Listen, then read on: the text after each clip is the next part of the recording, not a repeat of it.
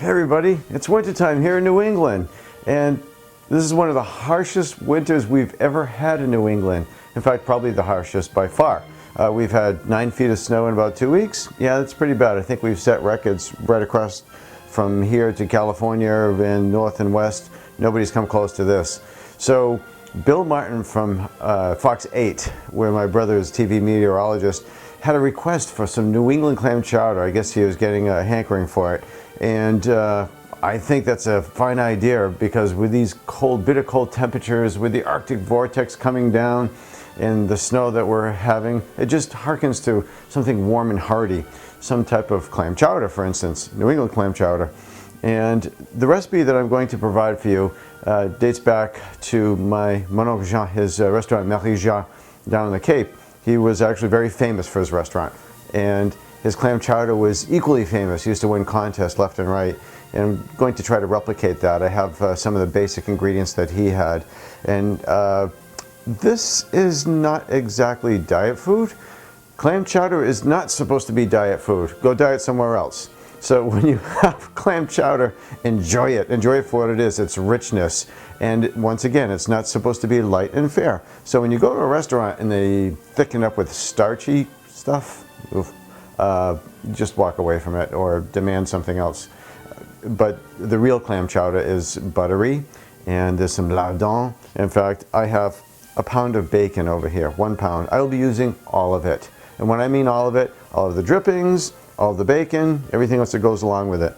I've got a pound and a half of beautiful mushrooms. That'll be going into it. That's our own little spin in it. We love the taste of mushrooms in that, and it provides a nice flavor as well. Onions. Now that's an onion. A pound and a half. You don't have to buy them like this, but I just saw this and I thought it was pretty cool, so I picked it up. I'm going to have some potatoes. Red Bliss, Yukon. Take a pick. It doesn't really much matter. I like them all. They do have a different consistency. They do have a different flavor, so pick the one that you like. I have some French butter. Yeah, we're going to be using most of this, maybe. And we use some clam juice. Clam juice is necessary in making clam chowder, unless you have lobster juice. Lobster juice works wonderful too, if you have access to it. This is from Maine. And getting clams this time of the year can be a little challenging, so therefore make yourself a little treat and get these canned clams from Maine once again. You're just going to bypass a lot of time and effort and energy. You want to make it so that it's a little bit more accessible, this recipe. So let's start cooking. What I'm going to do is select the right knife to cut these potatoes. Have you ever seen my knife block before? This is just a portion of what I own for chef's knives. I have some beautiful old carbon steel knives. This is my father's. Look at the patina on this. This one is probably about 100 years old, made from carbon steel, which is very hard to find, almost impossible to find in America. You have to send away for it. And so therefore, a few years ago, I decided to update some of my knives. And so I went on a website for Sabatier K and came up with a few of these babies. Look at this. Now this is gorgeous. And once again, carbon steel, it develops a patina with time. I don't need a knife this big for potatoes, but if I need a big job with some big cutting action, that's the bad boy that comes out. This one's nice, rosewood, Sabatier K over here. It's always good to touch it up a little bit with the steel before you cut anything. And I'm going to take, let's see, take almost half the potatoes, and I'm going to cut them, quarter them essentially. I'm going to put them into 3 cups of boiling chicken stock, and that's going to give it another added dimension of flavor, another secret between you and me. And once they're tender, we're going to do something magical with them, make them a puree with my immersion blender, and that's going to make the chowder a little bit thicker, and it's going to give it a certain creaminess and a je ne sais quoi. So let's cut these up, halve them again, and then quarter them. Very simple. Halve them, quarter them. Easy as that. Get the whole bunch ready to go. All right, place them into the chicken stock, like I was mentioning, that was boiling. Last one. I'll get it, don't you worry. And we can cover, ooh, that's, ouch. Okay, a little hot in there. I'm going to bring the, the flame up to a very high heat. We'll cover this, and we'll cook these potatoes until they're tender, and then we'll make our little puree with them, okay? Alright, so what I did with the rest of the potatoes, I made them into a medium dice because you want to have some of the potatoes where you can actually see in the clam chowder because it looks good and it tastes good to bite into them as well. But it's time to actually cook the bacon. Yes, my favorite part. Everybody's favorite part. Ooh.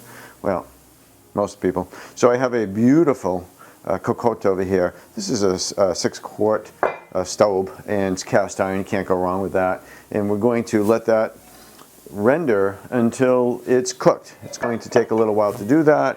Once the bacon is cooked and most of the fat is released, we will take the bacon out and we are going to saute our onions until they're golden brown, caramelize them a bit, and that's going to add a wonderful flavor to chowder. Anything. That's one of my favorite things to do, is to put bacon fat with onions. It's glorious. It smells good. It tastes good. There's nothing wrong with it. So, all right, let's start doing that. I can hear the bacon, it's rendering beautifully, so I'm chopping up the onions right now to get it ready to put in there. And I'll show a little technique. Once again, let's talk about the amounts of onion. It can really vary depending on how much you like onion. I love onion. So I'm going to put about 2 pounds. You can put a little bit more. I wouldn't put less than that though, because they do really kind of melt in and give it a wonderful flavor. So once you peel and cut the onion, cut it in two. Basically, you can cut it in half like this, almost to the very end, like such. Not to the very end, because you don't want it in 2 pieces. And then you can fan it. You can, depending on the dice, but if you want a thicker or thinner cut, you fan it out this way, and you're ready to make little dicing. And it makes your job so much easier.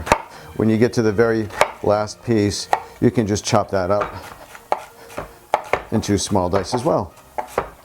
So take the bacon out once again. Leave all the fat, and let's put in our onion over here. All right. 2 pounds of glorious onion. Doesn't have to be sweet onion. Spanish onion will work fine. All right, it's time to use our immersion blender.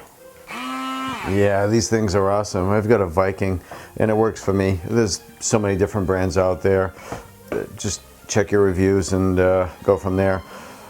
We ended up using 4 cups of chicken stock because the potatoes absorbed the 3. I added 1 more, and now we're going to add 1 can or 1 bottle of the lobster juice. It's about 8 ounces, and that'll help it so that when we do use our immersion blender, it will not be so pasty.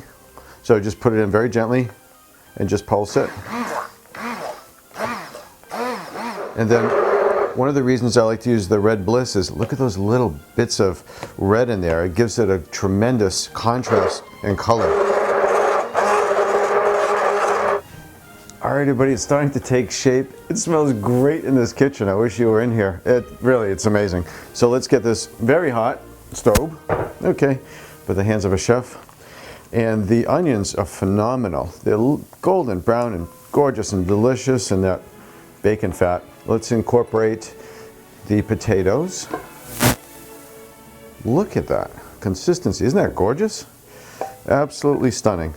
That's going to give it an unbelievable creaminess. Put in the bacon. That'll be next. A pound of bacon. Yeah. Everybody loves their bacon. We have our mushrooms, a champignon. So this was about 1.25 pounds. That'll go down to nothing, and it's also going to release some fluids. So that's all I can put in for now, because it has to go down a little bit. And then after that, we're going to put in, well, we'll put in the 1 extra bottle of the main lobster juice, which is about 8 ounces. Okay, we'll put this back on the fire at about a medium fire. And we want it to simmer and to release some of the liquids from the mushrooms, and that's going to add an amazing flavor as well, another dimension. And once that occurs, we'll put the remainder of the elements together, which is more clam juice, or the juice from the clams as well as the clams, and some potatoes. Okay, so I uncovered the pot, and it's looking really good. The mushrooms have released a lot of their liquids. It's simply gorgeous. We're going to put the juice from the clams. I already put them from those 2. The simple thing is to open up the can almost all the way except for a little piece. Simply drain it like this. Beautiful. We're going to put the clams at the very end. We don't want them to get tough. Now we're going to put part of my potato, or all of it. It fits. So let's put in our heavy cream. This is 1 cup. And we're going to need 1 more. This is beautiful. Once again, it's not something to go on a diet with. You don't want to have this every day, but you won't be having it every day. This is an absolute delicacy. And this is Mon Jean. I remember we were cooking this in his restaurant, in his kitchen, and he leaned over, he said, didn't he? He said, we won't be eating this every day. Or you can have a little bit. So, okay, we have our heavy cream in there, and 5 cans, 6.5 ounces each, of clams. I did a combination of chopped clams and whole clams. It's kind of neat to see the whole clams in the chowder. You don't really see that anywhere else.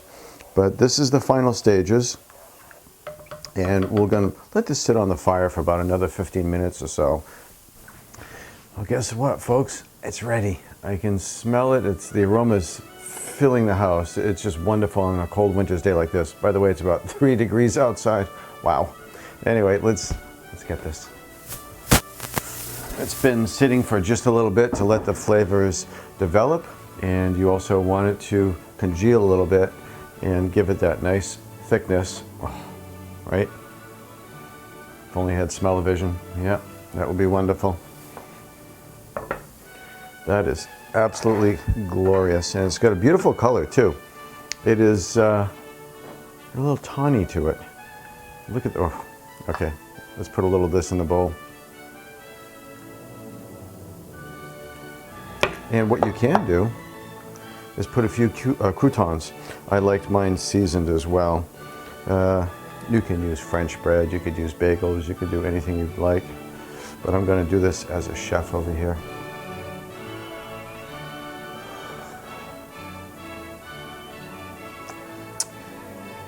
Goodness gracious. Where's David Venable from QVC? I think he'd do the happy dance.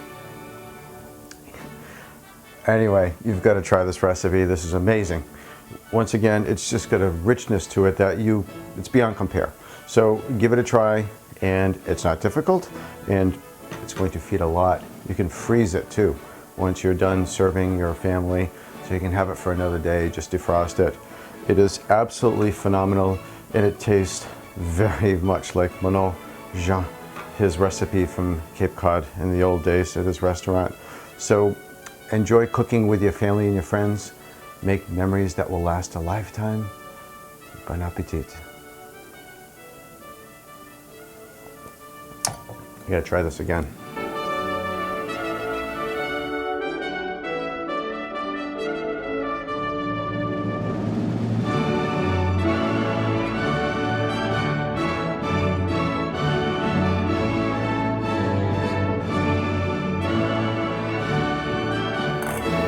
Celebrate the kitchen.